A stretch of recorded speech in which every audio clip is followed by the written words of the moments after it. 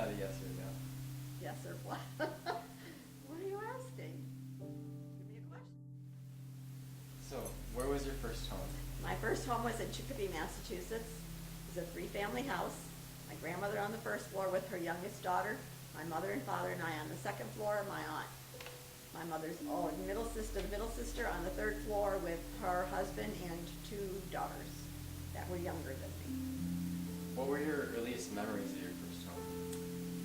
The earliest memories that I had of that house was the front porches, the back porches, and the back stairs that we ran up and down every day, visiting.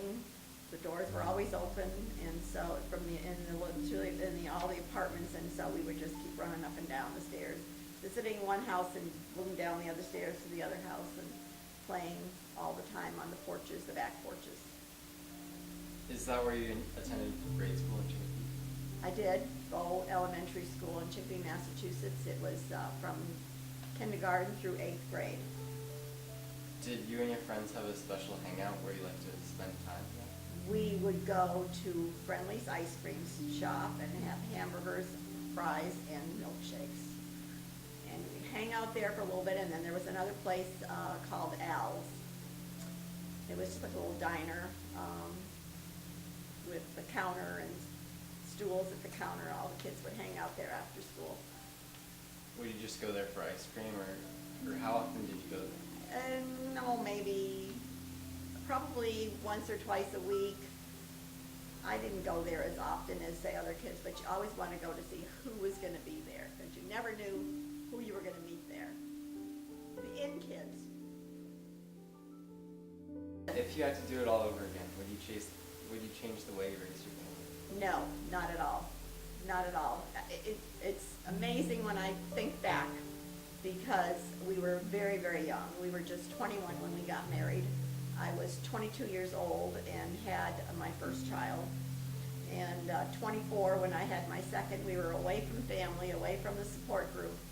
And when I think of youth today, having to do something like that and making it work for 50 years, over 50 years now, I kind of doubt that it would happen that way. We were very dedicated to each other. We were strong. We were very strong. We raised our children with great discipline. They weren't allowed to do a lot of things. They were really under my thumb. I made sure that I knew where they were, what they were doing, and how they were doing it, and with who they were doing it. Except Kevin. No, I kept pretty close tabs on him, even when he did kind of escape on me every once in a while when he was older, but not as a child, no. Do you remember hearing your grandparents describe their lives, and what they say? My grandparents were both born in Poland.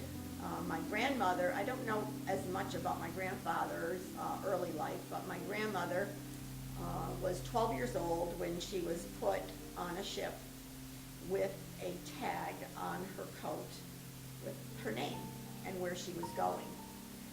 And she went to relatives and to work on a farm. When she got there, I think they were very disappointed, because they expected somebody to really be able to go out and work the farms. And she was a 12-year-old little girl, and not as strong as they had anticipated. So I guess she was not very happy. She did not speak any English, so it was hard.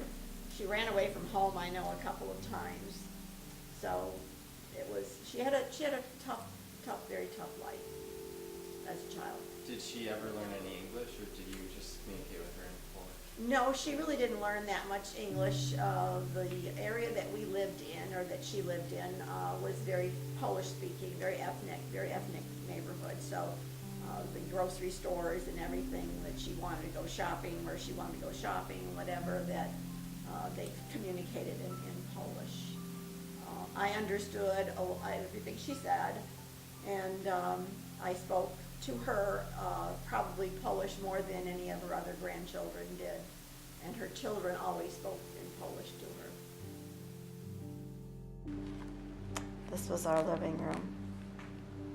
Center Street, 1943.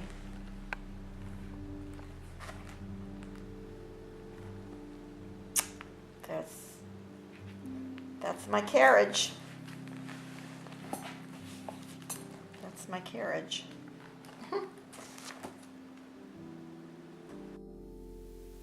want me to get into Kevin? Yeah.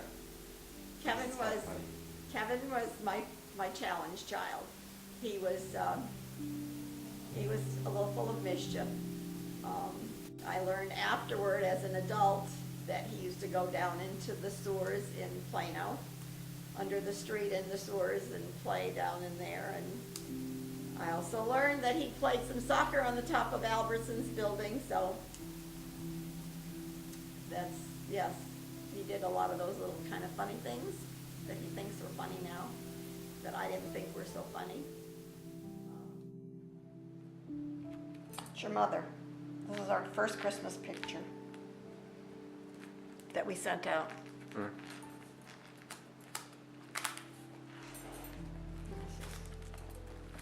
Too hard, huh? Frontierland, North Pole. We did a lot of vacationing. We stayed together as a family, for sure. We did things as a family all the time. Kept those kids close to home, Enchanted Forest. They saw the Flying Melindas at the Enchanted Forest. Their first roller coaster ride. Didn't you tell me a story once about Kevin when he was selling those chocolate bars? And Yes, he was in Boy Scouts, Cub Scouts, I guess it was. And they came home with boxes of chocolate bars that they were to sell in the neighborhood. So he went out with their little friend and the chocolate boxes. And he came home about an hour and a half later, and the chocolates were gone. He said, "Oh, you sold all your chocolates. Where's the money from them?" Well, there was no money. They ate the chocolates for the most part. Maybe they came home with 1 or 2 bars, but the rest of the chocolates they kind of had fun with. Probably passed them out to their friends, and yes, that was Kevin. Always a smile on his face. The teachers loved him. He was very silly in school, so we had to stop classes sometimes and go outside for a drink of water because he would get the children laughing to the point where the children were out of control and the teacher had to take a break. That was Kevin. Now he has 2 children of his own, and he doesn't think it's very funny when they do some mischievous little things. And I said, well, it's payback time.